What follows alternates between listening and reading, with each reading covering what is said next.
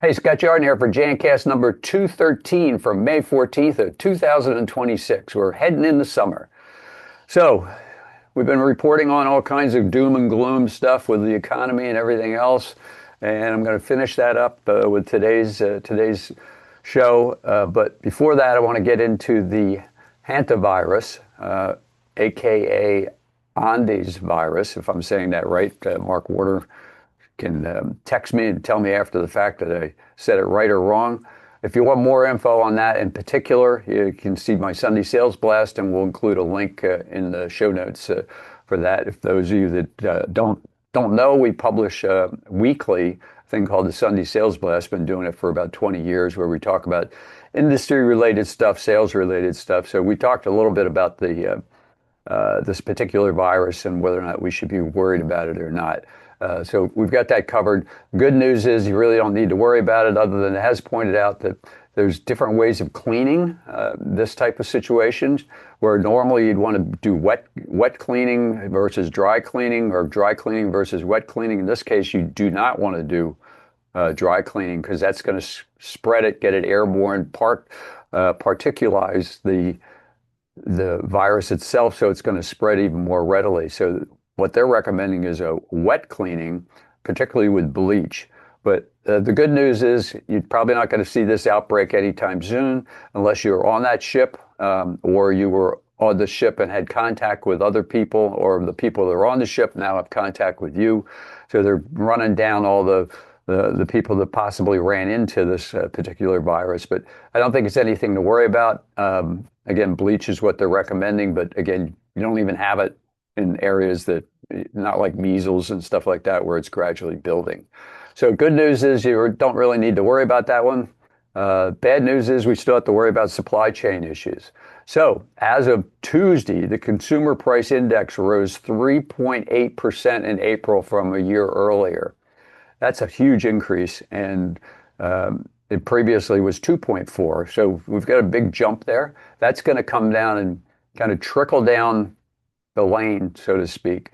But one of the interesting things that I was researching the work for this show is how far out are the effects of the excursion/war going to be felt. And the general rule of thumb is 140 days is where some of this stuff is going to be seen as impactful. Meaning if the war stopped today, we'd still be seeing things 140 days. The general prediction, though, is most of what we're seeing today is going to impact the third and fourth quarter of the economy in the United States, and probably worse in other areas.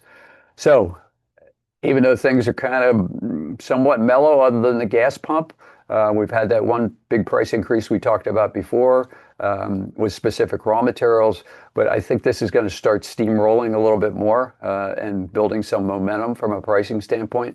Bullen still decided that we're not going to put a general price increase through yet. We're going to target specific things as we see them, and if it's across the board, we'll deal with that when we have to. Freight's probably going to impact that decision more than the individual raw materials and the packaging, just because I think they will take a while to catch up. But we can see freight already. I drive a Suburban with a V8 engine in it, and it cost, it's got a 23-gallon tank. It costs over $140 to fill that thing up. So we're seeing that right away, and we're also seeing it with freight bills. So the freight bill in general is going up pretty substantially. Then on top of that is the fuel surcharge. So if you're not seeing your fuel surcharge, it's built into your total freight cost. So you're going to see an impact either way. But for overseas shipments like we do out of Bullen here, container costs are going through the roof.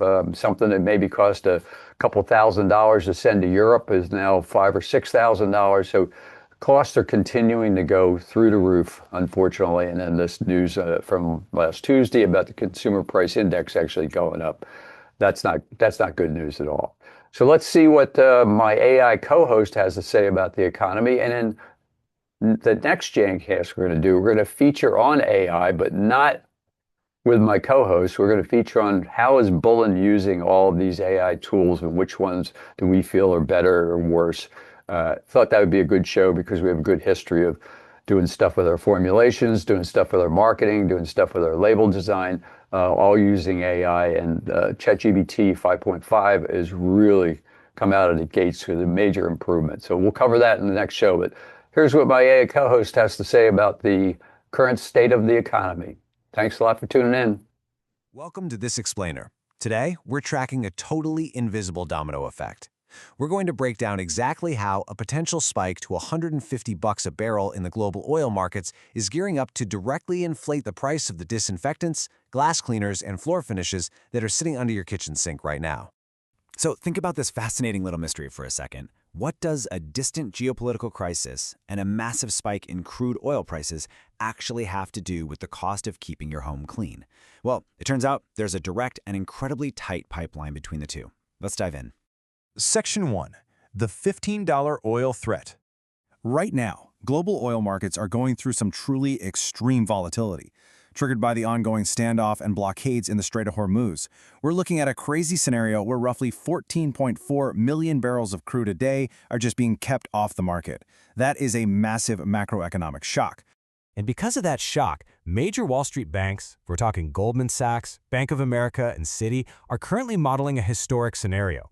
They're predicting Brent crude could actually spike to $150 a barrel if these disruptions persist into the summer. Let's move to Section 2, the hidden petrochemical link.